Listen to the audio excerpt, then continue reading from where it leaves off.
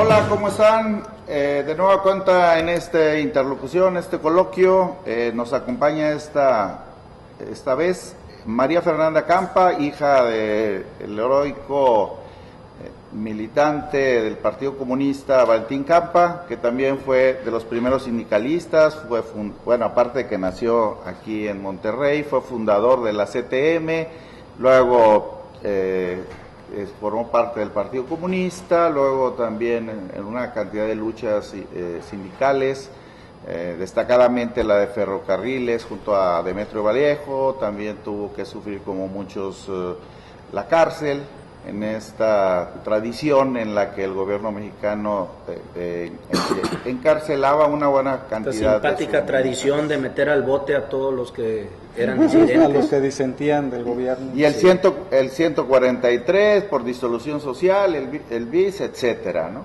Hasta la libertad final después del movimiento 68, estamos hablando del gobierno Echeverría, que quedan libres los dirigentes del 68, incluidos los presos de este gran movimiento de ferrocarriles. Pero bueno, estamos, como decía, platicando con la hija de Valentín Campa, que se dio la tarea de reeditar el libro Mi Testimonio de Valentín Campa y que en estos días viene a presentar a Monterrey. Aprovechamos esta presencia ahora para platicar con ella. ¿Por qué reeditar un libro en pleno siglo XXI con el nombre de Memorias de un comunista mexicano? ¿Qué significa y en qué tipo de lector está pensando María Fernanda? Déjame decirte que el título no es un comunista mexicano, es un mexicano comunista. Que no es lo mismo. Que no es lo mismo, y eso tampoco igual. Me viene de platicar con mi papá, porque él era, por supuesto, un internacionalista y solidario, como lo podemos ver, por ejemplo, en uno de los capítulos, pero decía yo, primero soy mexicano y estoy a la defensa de los que aquí nacieron, de mis paisanos y de nosotros. No soy, por eso él decía, por eso no le pusimos Partido Comunista de México, sino Partido Comunista Mexicano. Entonces, así está el título. Sí. De un mexicano comunista. Primero lo primero. Bueno, pues sí, era su idea. Sí. El Partido Comunista se distinguió, a diferencia de otros partidos latinoamericanos, en ser, sobre todo acá lo más reciente, disidente o al menos no adscrito a las líneas de Stalin por un lado, y de la línea de Rusia en general. No, a la hora bueno, hubo a diferencia de los partidos del partido argentino y todos que no condenaron la invasión a Hungría o que no condenaron la invasión a Checoslovaquia, el mexicano fue el único que sí lo condenó, a eso me refería. Entonces, esta labor de gente como Valentín Campa, que en el periodo, cuando menos de Martínez Verdugo, lograron tener una distancia con respecto a lo que era la línea de internacionalismo comunista. No sé, a ver, ¿qué lectura tendrías? Yo diría que hay dos grandes épocas, dos, bueno, hay muchas más, pero el asesinato de Trotsky marca el fin de los comunistas luchadores. Sí.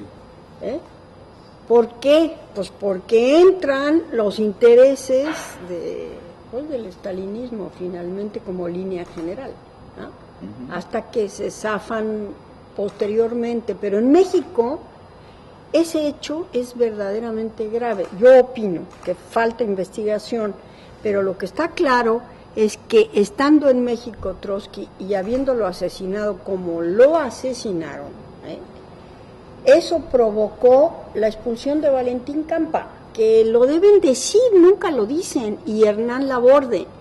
Los expulsaron porque se negaron a participar. Y fue, por ejemplo, mi papá, yo les decía muy claro, y además cuando cuando hice razón de lo que implicaba, él tenía 30 y tantos años de edad, cuando vinieron Browder de Estados Unidos, Comunista, Codovila, bravo, exacto. Codovila de Argentina, Blas Roca de Cuba, representando a la Internacional Comunista, a proponerles a mi papá y a Hernán Laborde que asesinaran a Trotsky. Y mi papá les contestó: nosotros somos revolucionarios, no asesinos. Y bueno, y con eso, bueno, los expulsaron, les inventaron lo que tú quieras.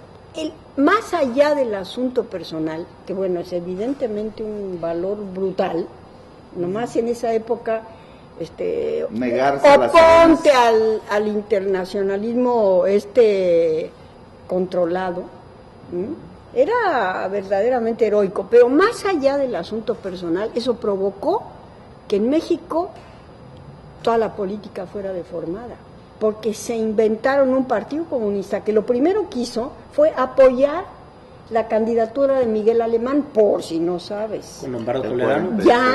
Ya no, Lombardo nunca fue del PC. A Lombardo le dieron su Partido Popular. Pero no, es con... el 46. No, en 40. Bueno, el 40 era Max.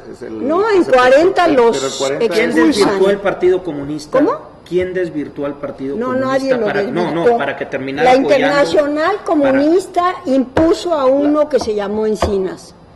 Sí, pero era la unidad, en el contexto de la unidad a toda costa fue cuando impusieron primero a Manuel Ávila Camacho, porque dijeron la unidad y hasta el 46 llegó Miguel Alemán. Eso era el pretexto para expulsar a mi papá y a Laborde. Sí. Pero lo que estaba en el fondo del iceberg era el problema del asesinato de Trotsky y su negativa a hacerlo.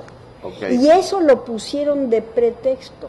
Me acaba de decir una confesión acá fuera de cámaras que el propio Lombardo Toledano era amigo íntimo íntimo además de Ramón Mercader, de la mamá de Ramón Mercader, y ahí están las películas. Bueno, el asunto es muy complejo, nada más te quiero decir, y entonces eso marca dos periodos. Uno es el PC de antes, el y de desde que es hasta el, digamos, y el PC de después, incluido ahí Arnoldo, y después ya se hicieron PMS, etcétera. Pero, digamos, esa parte falta de investigar, ¿no? El libro monumental coordinado por Arnoldo Martínez Verdugo, ese salió como el 85. Pero bueno, ¿qué dice hoy la voz de Valentín? ¿Qué deben de saber hoy el pueblo de México, los jóvenes de Valentín Campa, de lo que tú has leído? ¿Qué crees que es importante, aparte obviamente del rescate y la memoria de un sindicalista y por supuesto un político como Valentín Campa? Lo que estaban hablando en la otra entrevista con Lorena Canavati, indica que hasta el último día de su vida mi papá fue honrado, cosa que cuando hablan de los políticos como si fueran que sí son una bola, pero Valentín se murió en un hospital público que se llama Gea González en la Ciudad de México, humilde como cualquiera del pueblo, jamás tocara un centavo. Mi mamá también era una mujer luchadora y en mi casa a veces no había que comer, pero el dinero que se recolectaba para la lucha, ese era sagrado. O sea, la honradez a prueba de fuego, eso era de ellos. Desde entonces, bueno, yo lo mamé y sigo, porque a mí me parece que sin honradez no hay nada que hacer y sin decencia. Entonces Valentín murió pobre y honrado, y eso son dos características que hoy en día están fuera de moda. Entonces, con su ejemplo, por eso ni se quieren recordar de él, Yo me acuerdo, fíjate, yo empecé a militar, a participar en política en el 74, 73, por allá. Estaba en bachillerato. Y en el 76, pues yo recién andaba asomándome ahí a los movimientos políticos, y había una concentración en el cruce de Padre Mier y Juárez. Y ahí vi a un hombre ya grande dirigiendo un discurso que era candidato a la presidencia de la República. Cuando yo fui al evento dije, qué ilusión, o sea, ¿cómo puede ser posible que nosotros vayamos a un evento en el que te disputas la presidencia cuando no tienes ninguna posibilidad de ganarla, ¿no? Lo escuché 15 minutos, no me hizo falta más. O sea, era un hombre que te convencía de que valía la pena luchar. Y luchar con el ímpetu y con las ganas de ganar. Y estamos hablando de que Valentín a esas alturas tendría pues, 70 y tantos años, ¿no? Es del 4, ¿verdad? Sí. El 14 de febrero, por eso el día de San Valentín. Yo tendría 16, 17 años cuando lo escuché, y un hombre de 74 años me convenció de que no había que rendirse, ¿no? A mí me parece que sí es mucho lo que tiene que decir Valentín a través de su memoria, en su lucha, y creo que es uno de los personajes que vale la pena reconocer, más allá de conocerlo, vale la pena reconocerlo, ¿no? Bueno, digamos que eso es, quisieran silenciarlo y olvidarlo, muchos, de muchos lados, ¿no?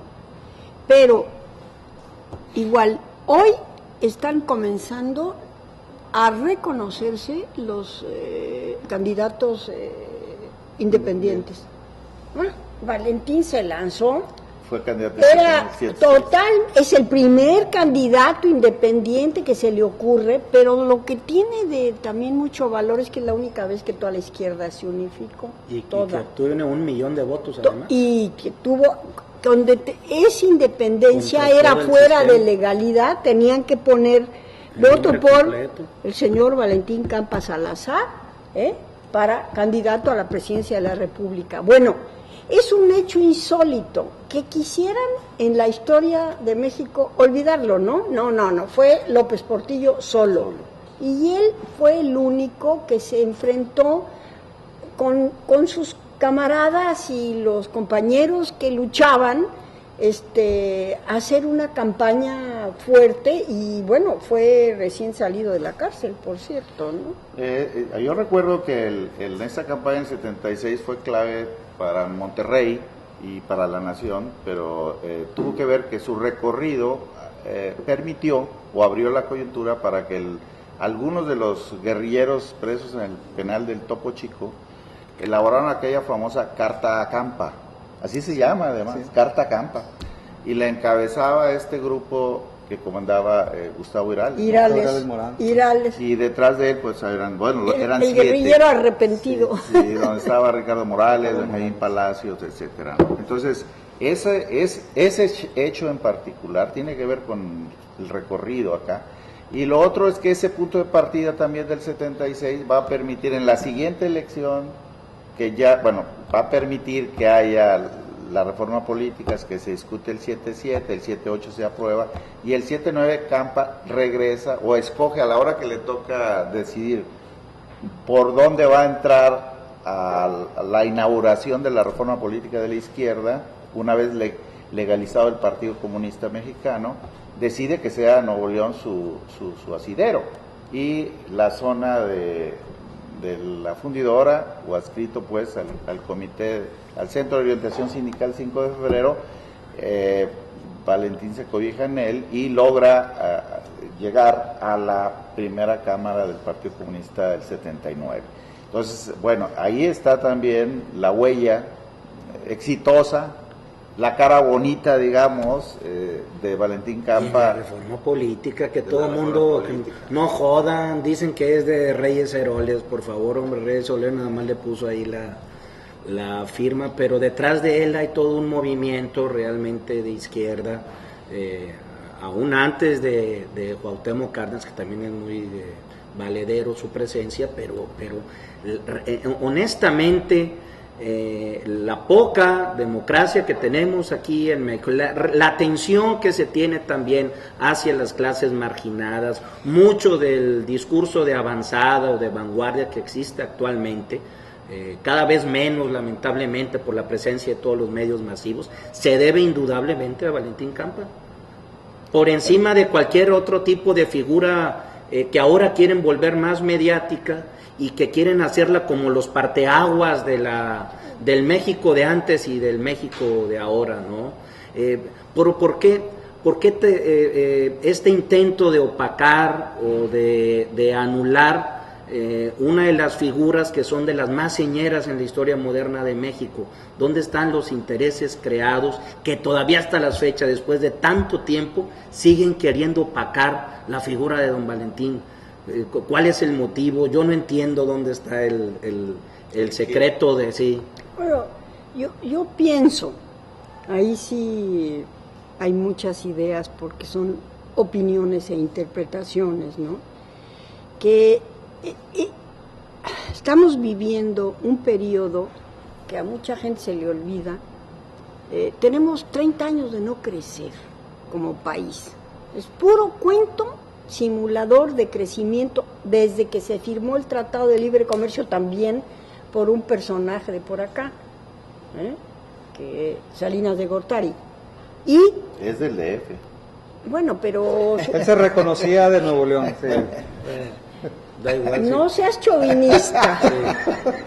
Él decía que era de Agualeguas, ¿verdad? Sí, Pero bueno, allá decía que era el DF. Ese es Trenes otro eran de problema. aquí, sí. Él se reconoce de Agualeguas y la gente lo reconoce acá. Bueno, el hecho es el siguiente. Es el primer tratado de libre comercio en el mundo. Y lo que hace es agachar al país y durante 25, 30 años, hasta hoy, cero crecimiento. En años, algunos años tiene incluso negativos y se hacen las cuentas de cuentachiles como se deben hacer. Bueno, al cabo de 25, 30 años de no crecer, ¿qué país tenemos? Bueno, este país donde hay el 60% de la población pobre, donde 30 millones de mexicanos no saben leer y escribir. Fue para atrás todo. Es una cosa brutal que no se reconoce. Las políticas del Fondo Monetario Internacional y del Banco Mundial de las cuestiones que tienen que ver con el ambiente y con todo lo demás, ¿en qué acabamos? Les quiero recordar, porque vale la pena, ya porque además así era Valentín, no es de una historia de recordarlo, Claro. que hoy en día no hay ni en Monterrey, para que vergüenza les dé, ni en todo el país, una sola empresa importante que no sea de extranjeros. Así, yo soy ingeniera geóloga de profesión y tengo durante años, porque ya soy una vieja, analista de problemas petroleros, problemas de minería, de agua, de suelos, etcétera. Y además tengo ideas políticas, obviamente, ¿no? Bueno, ese es el problema. Hoy en día no hay, bueno, estamos atascados, por ejemplo, de automotrices. Yo no sé si ustedes, ensambladoras nada más, porque hasta el último tornillo lo traen de sus países respectivos. Aquí solamente se usan dos cosas: mano de obra barata y contaminación, la que quieras, incluida el agua. El agua que utilizas para cada una de las unidades es brutal. Bueno, a eso es a lo que le llaman desarrollo y a eso es a lo que le llaman progreso. Y mucha gente todavía cree que entre los malls y las supercarreteras, eso es el progreso. Bueno, yo creo que en algún momento dado tendríamos que revisar qué significa, y por dónde tendría que ir México. Pero además, durante estos 30 años, y para acabar con el actual gobierno, la Constitución la hicieron pedazos. Y la Constitución, que tenía un estado normativo que era orgullo mundial, ojo, países laicos como México hay pocos, y México con la revolución emerge con una personalidad brutal, personalidad, ¿no? Al mundo entero. Llega a constituir, por ejemplo, el IMSS. En su mejor momento era el modelo más importante de salud pública del mundo, y en lugar de que se lo den a los norteamericanos que lo requieren. En México hoy en día la reforma a la salud lo que trajo fue todo el desastre del peor modelo de seguridad social del mundo. No, gringo. ¿Los gringos? No, al chileno es lo de menos. Los gringos. Bueno, todo al revés. Y lo peor es que nos ha metido, y aquí en el norte es más difícil, porque en el sur nos sentimos muy orgullosos de muchas cosas, los que no estamos desclasados, pues, ¿no? Pero en el norte, como es una cosa de transición así entre medio lo que era pues, Norteamérica, porque somos parte de Norteamérica, nos guste o no nos guste, bueno, el problema es que hay un desclasamiento brutal y no hay un para dónde ir y para dónde jalar. Y entonces tenemos 11 últimas reformas y le llegaron a lo que querían, quedarse con el petróleo, porque desde 38 querían regresar con el petróleo, porque todo lo demás ya lo tienen, y el petróleo, el petróleo lo van a tener, ya lo tienen, digamos, ya vieron, Carlos Slim se hizo una empresa que se llama Inbursa Oil and Gas o algo así, digamos, además de que tienen minas, etcétera. Bueno, ¿a qué voy? Quiero pensar que en algún momento a los mexicanos les caerá el 20 de que están viviendo una situación de colonialismo nuevo. Y es gravísimo, porque nos ha quitado el orgullo de ser mexicanos y nos ha metido un copiadero de toda la cháchara y basura de Estados Unidos. ¿Qué estaría haciendo ahorita Valentín Campa ante pues estaría, yo creo que luchando al lado de la gente independiente. Siempre fue una persona preocupada realmente a fondo de los problemas. Mira, hay que recordar que las luchas guerrilleras no fueron porque sí. Bueno, y yo lo digo porque soy sobreviviente del 2 de octubre de Tlatelolco. Tengo con qué hablar. Y allá hay otro parteaguas. Claro. El 2 de octubre, Valentín Vallejo y los compañeros que todavía seguían presos, porque salieron en momentos diferentes, se iban a lanzar a huelga de hambre. Cuando entró el ejército el 2 de octubre y hizo lo que hizo, ejército y policías, y detuvieron a todos los que pudieron en la plaza, y no supimos cuántos murieron, cuántos hirieron. Lo único que sabemos, porque hay manera de saberlo, es al campo militar número 1 llevaban muertos y heridos, etcétera. Bueno, de ahí es que los jóvenes en los 70 les da por hacerse guerrilleros desesperados.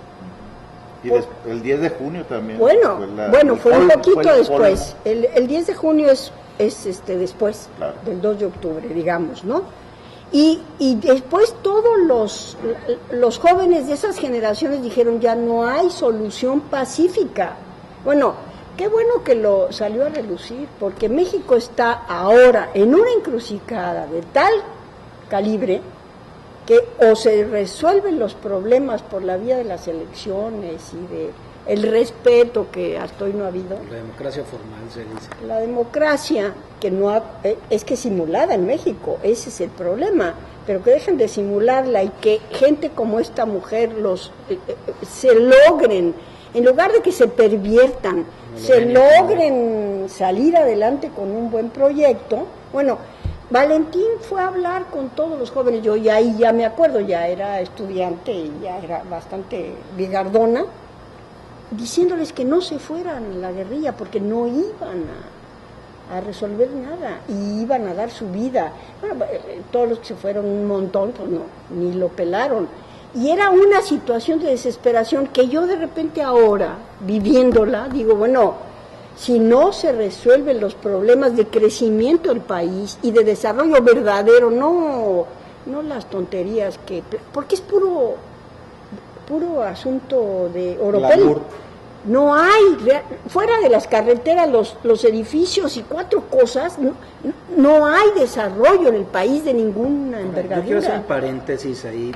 siempre se ha hablado de Valentín como figura pública, pero en la intimidad como era él, era muy severo, era muy cariñoso, era muy atento con su familia.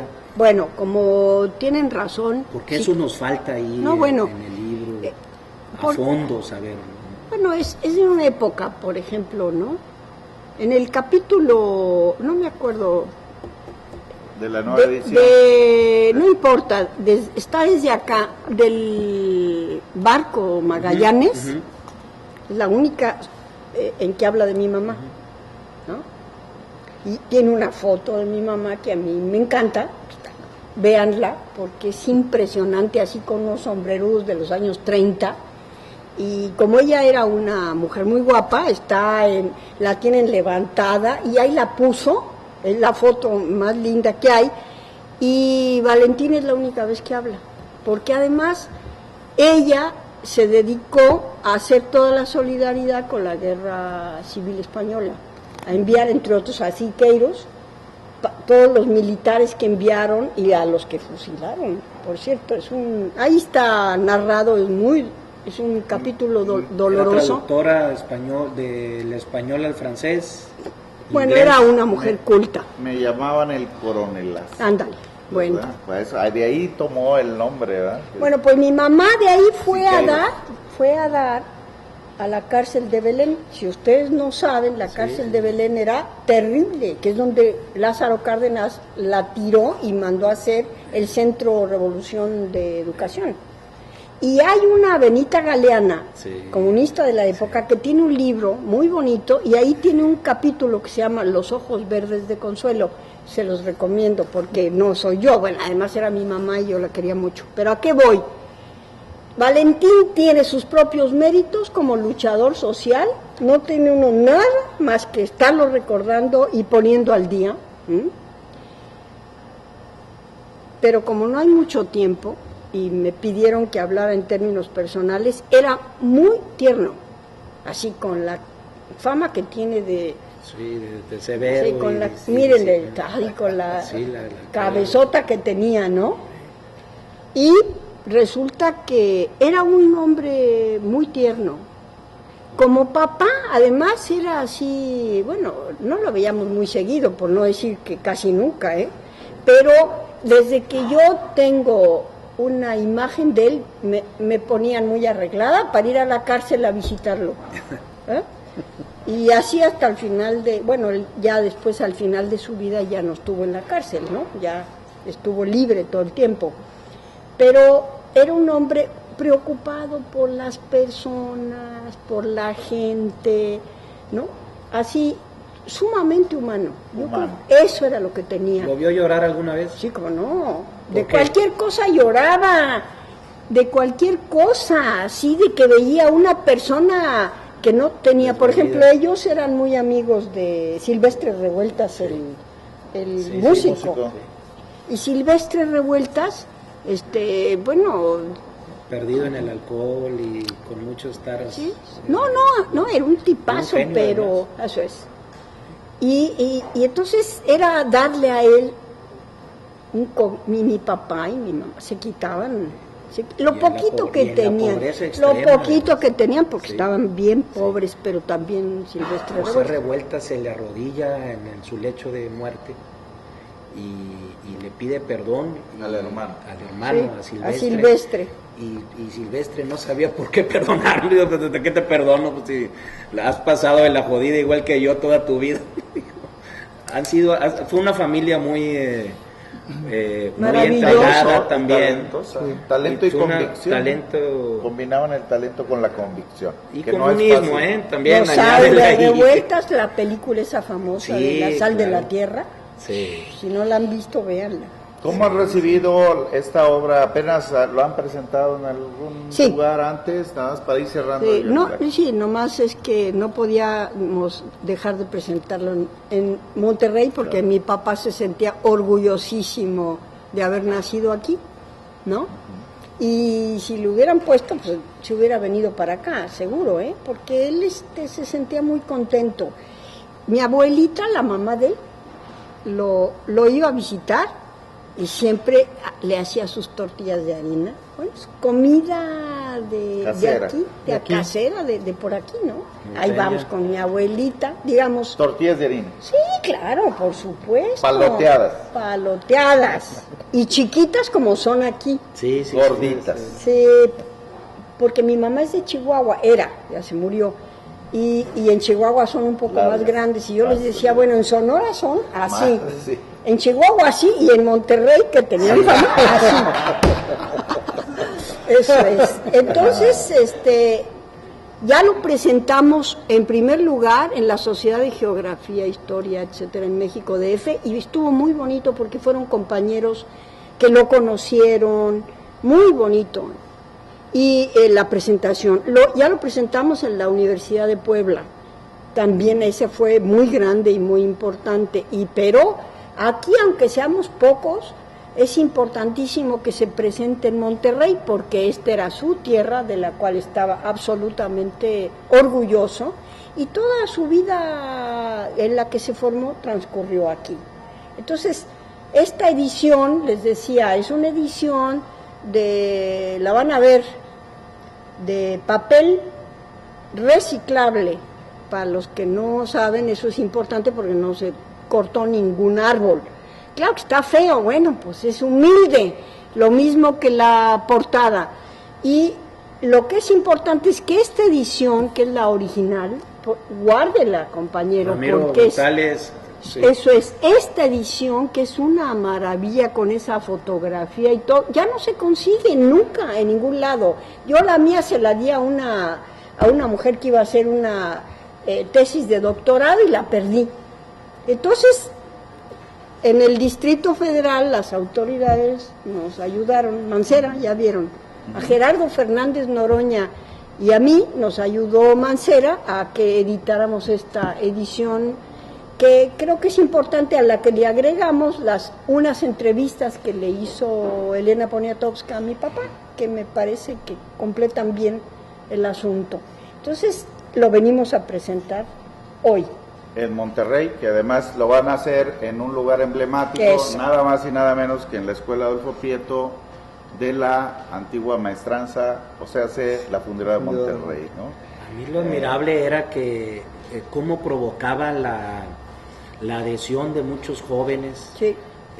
Y que además me gusta esta dedicatoria que le hace Ramiro González en este libro de la anterior edición. Ah, sí. Que dice: camarada Ramiro González, con mi afecto.